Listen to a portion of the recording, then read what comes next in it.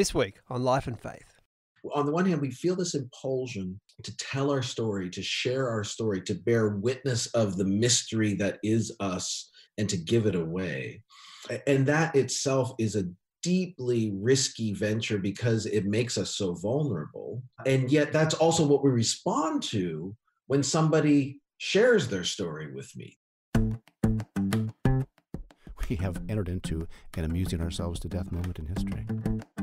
It doesn't make sense to me. If there is God, God's supposed to be free. I was 100% sure that I was sacrificing on the altar of truth my only chance for happiness in this world. Miracles don't necessarily change anybody's mind. They just get their attention. And so I had to run with my child on my back, the ESA army coming behind us. I said, gee, Uncle George, this is luxurious for a communist. Son, he said, nothing's too good for the worker, nothing.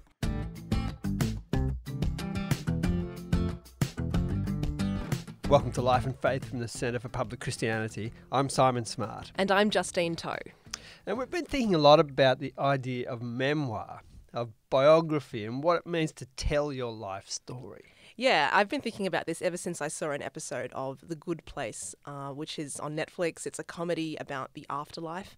And you've got these two characters, Eleanor and Chidi. They've met in the afterlife and they've fallen in love. Mm-hmm. But in the course of living in the afterlife, they come across this room, just go with me here, where you can print out your life story. Right? Yeah. But you haven't been the one to write it, is the thing. So she instantly freaks out because she doesn't want Chidi to learn who she really is, because she's worried that if he does, then he won't want to spend eternity with her. But then she eventually decides that maybe he should read it. Like, her thinking is kind of like, let the buyer beware. And then this is what happens. I mean, seeing your whole life all laid out like this, it's remarkable. Okay, so you still love me, blah, blah, blah. Then what's wrong? I'm not good enough for you. I mean, look at my file. It is 1/10 as long as yours because I did nothing with my life. Yeah, we're very different, but we already knew that. Why are you freaking out? You're cool, confident Chidi now, remember? I am confident about my feelings for you. I am also confident that I am a damn drip, and you deserve to be with someone who's not. That's Eleanor and Chidi from The Good Place. Now, what's really funny, Simon, is that no one questions this book's existence. So Eleanor didn't write it. Someone else has actually written it. And the assumption is that this book is going to tell the full truth about someone, and nothing but the truth in some ways. So you can understand why Eleanor and Chidi both flip out. Like, it's quite horrifying, really. It is. That's pretty unnerving. There's a few years in my 20s I'd rather not dwell on, Justine. But it makes sense then that we'd want control over our own stories. But I was reading recently a New York Times article which was on memoir, and there was this line that said, all memoirs are lies, even those that tell the truth. You know, there's this idea that in trying to even tell your own story, even when you're trying to tell it accurately, the limitations you have on that, the biases you have, are really going to make it kind of it's going to be fiction to some degree. And it reminded me of someone I know, as a friend of mine, who used to tell this story of his family and him visiting a famous author when he was a child. But he mentioned it one day in the presence of his mum, and his mum said, hey, you know, you didn't do that. You weren't there at all. And he's like, what? What are you talking about? And what had happened in his family was that the story had been told so many times that it had lodged in his memory as something that he'd done, when in fact he wasn't there. So he wasn't deliberately being deceptive. He believed he was there, but it was a sort of a scary indication of how unreliable our memories can be. Well, I also freak out when I go on holidays and I take photos, and then in some ways I forget a lot about what happened, but I only remember because I have the photo. Yeah, right. So we have this impulse. We want to tell our stories. It's a very strong instinct that we have. But we are asking today, how reliable are we as we do that? I'm actually reading right now Clive James' unreliable memoirs. So he claims that from the right, title, right? Straight up with that. And I recently read Tobias Wolff's book about his childhood called This Boy's Life. And it's a great book. But it was interesting to me that this character, if you like, he's telling his story, wasn't all that likable. And then I read that Wolff himself thinks that he might have been a bit harsh on his younger self when he wrote it, because there's different ways you can tell that story, right?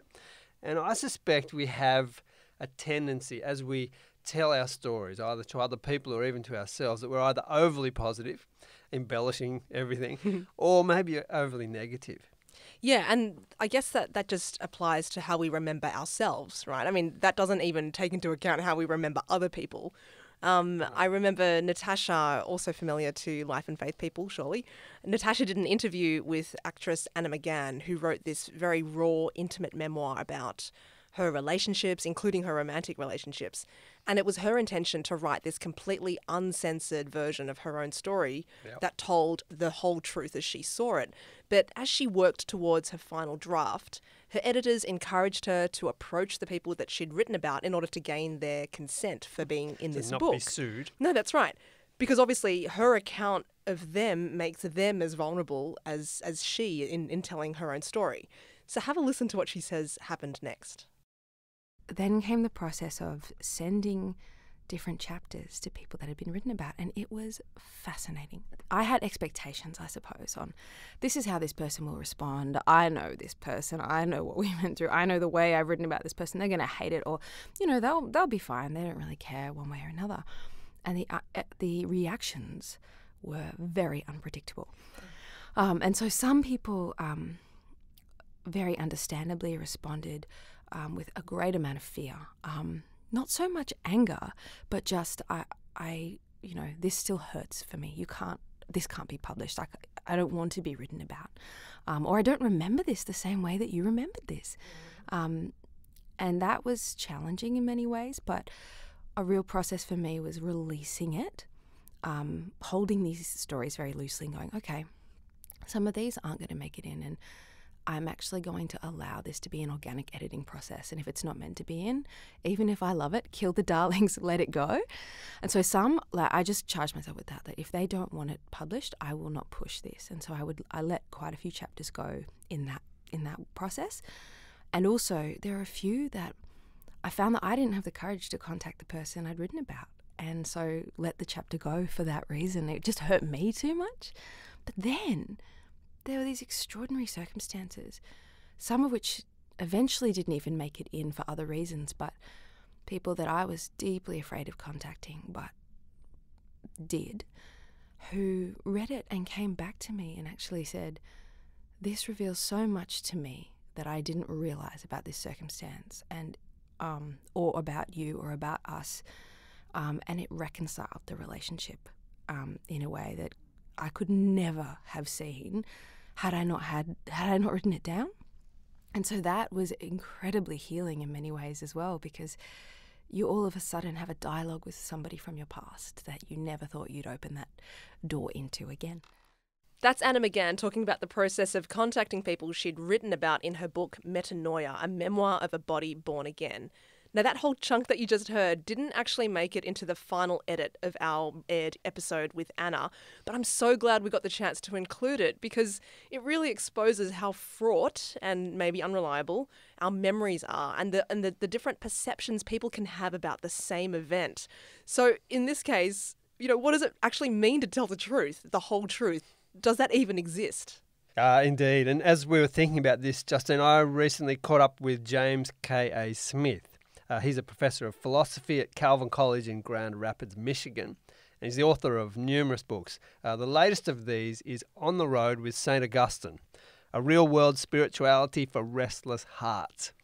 Now, in this book, Smith suggests, that modern people used to chasing fulfillment in ambition, romantic love, adventure, and so on, might have a lot more in common with Augustine, this 4th century bishop, than they might expect. Especially considering this impulse that we're talking about today to tell our stories. And arguably it was Augustine's confessions that kicked off that whole genre. So I talked to Jamie Smith. He's in Michigan. We're on Zoom, so the audio quality might not be all that we'd hoped for, but I think he more than makes up for it. I asked Jamie Smith about the strong impulse to tell our stories and what he thinks is behind that. Yeah, I think there's a sense in which we want to be known, and there's a deep, I think, human impulse to be known, and that requires of us sharing ourselves, giving ourselves away in a sense. And I think that might partly explain why there's something about just bearing witness to who we are that we're sort of wired to do. Yes. And I'm interested in this idea that we can never kind of accurately give an account of our lives, especially when you think of the way memory is so unreliable. It's interesting to see how much, even in contemporary fiction and even contemporary creative nonfiction, this challenge of reliability and unreliability is sort of enacted and performed. And it's interesting, as somebody, as a philosopher and theologian in the Christian tradition, it's intriguing to me how someone like Augustine actually is very attuned to a self-suspicion in this regard. Do you know what I mean? In other words, his faith doesn't translate into any sort of confidence that he knows himself. Quite to the contrary, it's almost like you look inside and you realize that you are this foreign territory. On the one hand, we feel this impulsion to tell our story, to share our story, to bear witness of the mystery that is us, and to give it away. And that itself is a deeply risky venture because it makes us so vulnerable. And yet that's also what we respond to when somebody shares their story with me, right? There's something compelling, and it draws us in, and we almost want to imitate this venture of vulnerability. And that's what I see in Augustine. And it's so interesting to imagine that this is such an ancient human impulse. Is Augustine only for believers these days? No, I don't think so. I mean, it's interesting to me how Augustine actually doesn't presume that his readers already agree with him. Right. He doesn't presume that his readers already share his faith. In a sense, he's laying out his story and hoping that all kinds of people who don't agree with him are listening and considering. And it's interesting then that he's not trying to argue somebody to agreement. He's really just laying himself bare and wondering if that isn't a template for people to start to understand themselves. Now, does Augustine misremember his own failings? I remember reading some of this and thinking, is he talking up his own badness? It didn't seem that terrible to me when you read it, but he has this sort of deep sense of his own inadequacies and failures. Yeah, he's also, I mean, he's trained as an ancient rhetor and writer, and he knows how to make symbol work, right? So when he tells you this narrative about stealing a pear, you're like, come on, man, like give yourself a break. Yep. But you realize that for him, this is actually a mythic. It's an episode of mythic proportions for his identity. What's interesting to me is Augustine is also quite unique as a writer in that at the end of his life, he actually reviewed all of his own works and laid out all the places that he was mistaken. It's a work called the Retractions or the Reconsiderations. Mm-hmm. And that includes his confession. So he goes back and he says, yeah, you know what? I was wrong about this. I got this, I misremembered. I didn't understand. And that itself is an interesting act of humility on his part, I think, to recognize the limits of his own reliability as a rememberer of his past. Not something that is as common today, it seems to me. No. And you know, Augustine, he's narrating his life as, you know, a 40-something. And imagine if he did it as a 70-something or 30-something. It would be an entirely different story, because we are not snapshots. We are moving pictures. And there's now, Augustine would also say there's a sense in which his story, as he entrusts it, is taken up in a bigger story. So in a way, one of the reasons why it's not just a memoir is because his identity comes from sort of embedding his story in a wider story. And I would suggest that actually every memoir is doing that. Even if it's not allying itself with some sort of, you know, grand myth, I do think every memoir is an exercise in trying to make sense of my story, because I find some identity in a larger story. And it seems to me that there's always almost an element of faith in that, right? We're entrusting ourselves to some narrative. Yes, and one of your points is that Augustine is trying to kind of turn this category of memoir, autobiography, sort of almost inside out, in the sense that he has this idea of the story being given to him rather than being just a creation of the self. There's a really remarkable dynamic going on in the Confessions where he's very conscious that he is making something here, right? Like he's a writer, he's a creator, there's something inventive, but it's a kind of invention that is at the same time a reception. There's a giftedness to what he's been given.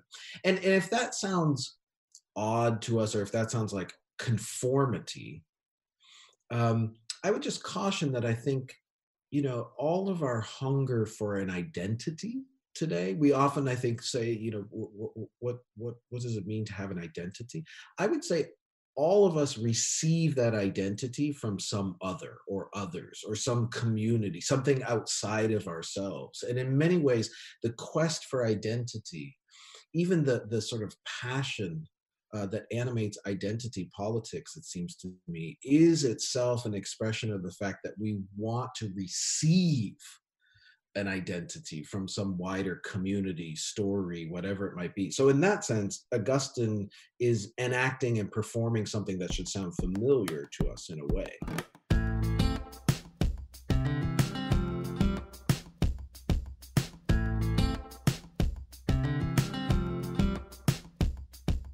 This is Life and Faith from CPX, and we're talking about biography and what it means to tell your story and what it might mean to receive our story from another. Now, Justine, you wrote about this recently when you read Lisa Taddeo's book, 3 Women. This was an interesting book by the sound of it. Yes, it was wonderful. So she is this journalist who spent almost a decade living near these 3 women. She even moved cities to be near them. And she basically got them to tell her about their love lives. And she recounts all of their stories in, some might say, excruciating detail, but it's very raw, very revealing, very explicit, very kind of intimate, very, very, it's fascinating reading. We're used to reading fiction and understanding implicitly that the author of this fictional book knows their characters inside and out, okay? But we're not used to that when it comes to nonfiction. And so the idea that you could get to know someone to that degree and then write their stories down as if they were a character that you'd made up, like, it's extraordinary that what she's actually done. Yeah, and thinking of what we've been talking about here in terms of sometimes the unreliability of ourselves even telling our stories, that would seem especially important in a book like this one. Well, yeah, I mean, it's not clear to me, and I haven't been able to find anywhere online any information about what the subjects, the 3 women, how they've received her retelling of their tale, right? Still talking. Yeah, I mean, I think presumably they would have endorsed it, otherwise she wouldn't have done this, because that was her. Yeah, that was her whole intent. But that's also why when I wrote about this for ABC, I included a reflection on this fictional book. This is very clearly fiction. It's C.S. Lewis's Till We Have Faces, and he's retelling the Greek myth of Cupid and Psyche. But the bulk of C.S. Lewis's book is the main character who's sort of claiming that she's been unjustly treated by the gods. And so she's writing this complaint in some ways to tell the whole truth as she sees it as to why they've treated her badly. But it's really interesting because at one point of the story, she gets the chance to kind of to sort of deliver her speech, which is supposed to be her grand moment where she feels justified.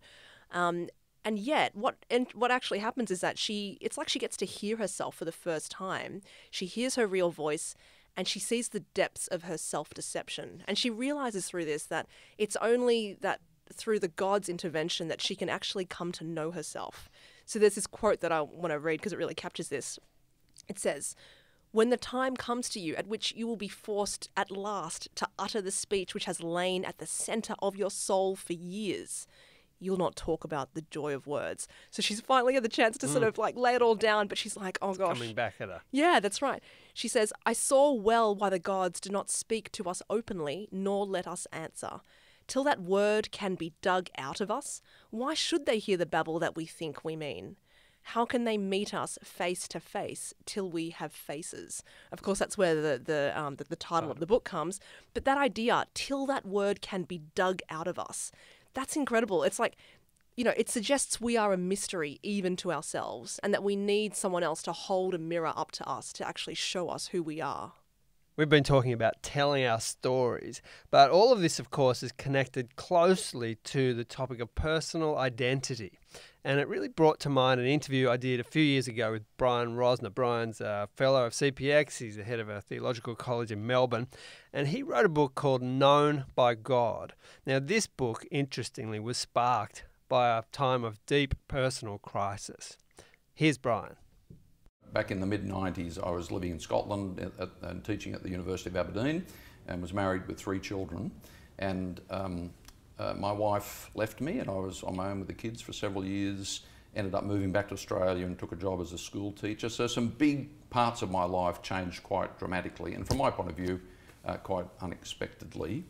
And that, I think, drove down into the core of my being, had me asking questions that I didn't think I'd ever be asking. And the most basic one is, who am I then? If the story of my life has taken such a dramatic turn, and the ways in which I've defined myself in the past have now changed so fully, who am I? That was a question I came to. Did you feel like a lot of the things that had been foundational to you had been kind of ripped away? Yes, and I remember one incident in Scotland. I was sitting in the car waiting for the engine to warm up to demist the windscreen, and I looked up at the rear view mirror and adjusted and looked and wondered who's that? There's a psychological term for that. It's just an emotional state, dissociation. So it got pretty bad.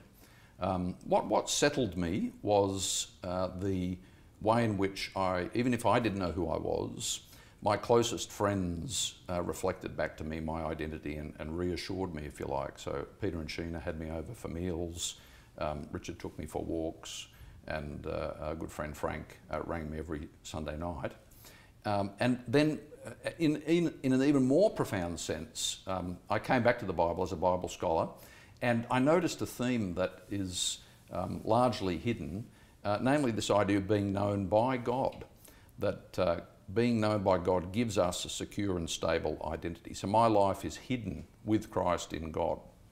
That idea became very important for me. It didn't have me jumping out of bed whistling a happy tune, but I think it helped me in the sense that the pessimism that might have engulfed me was doused, and I was able to carry on.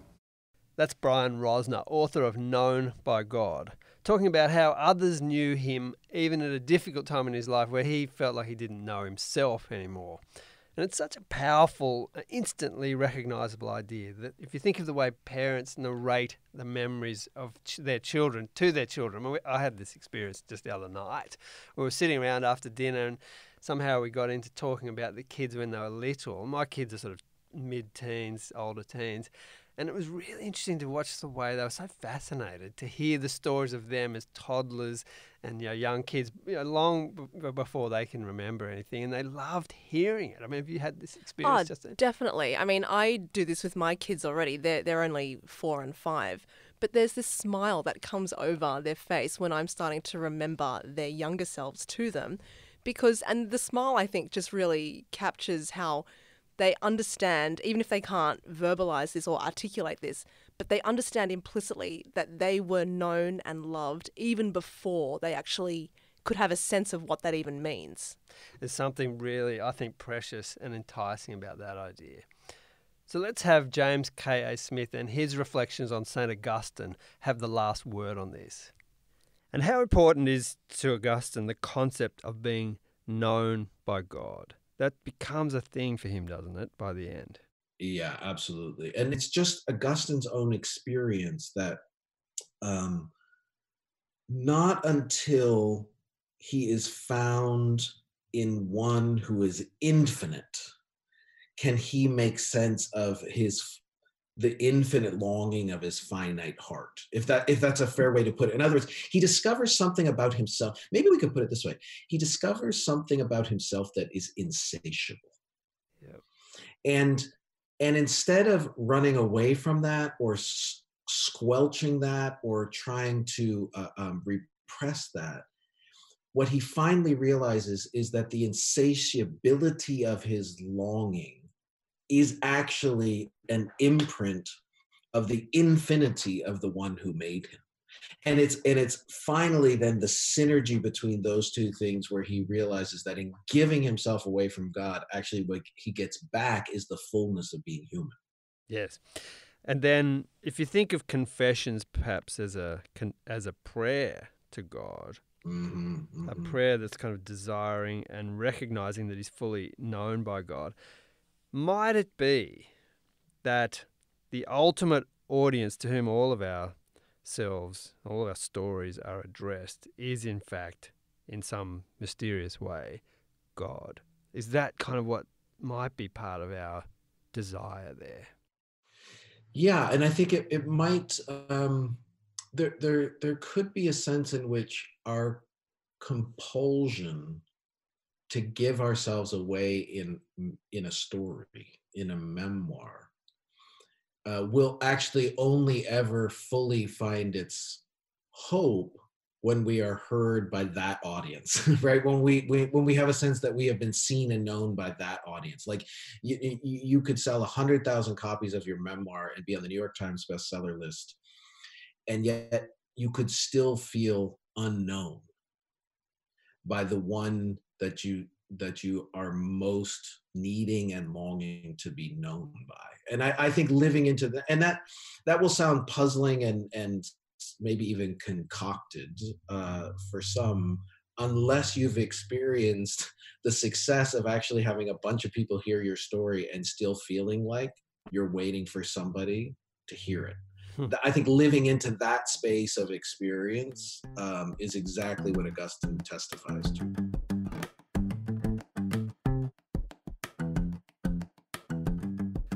You've been listening to Life and Faith from CPX. I'm Simon Smart with Justine Toh. A special thanks today to James K.A. Smith, speaking to us from Grand Rapids in Michigan. His latest book is On the Road with St Augustine, a real-world spirituality for restless hearts. We also heard from Anna McGann. She was talking about her book Metanoia, and also Brian Rosner and his book Known by God. If you've been a fan of Life and Faith and liked this conversation, why don't you pass it along? Maybe think of 5 people you could share this conversation with. And meanwhile, we'll put up links to all the content mentioned in this episode. Next week. Work is often, a lot of us take it for granted. I mean, situations like now when we're being sent home, suddenly that's right in front of us. But for the unemployment rate, the UN says globally is 80% for people who are autistic. A lot of these people that we meet are 9, 10 years unemployed. And for most of us who have gone from job to job, maybe had stints of where we're job seeking for a few months, it's really hard for us to understand that.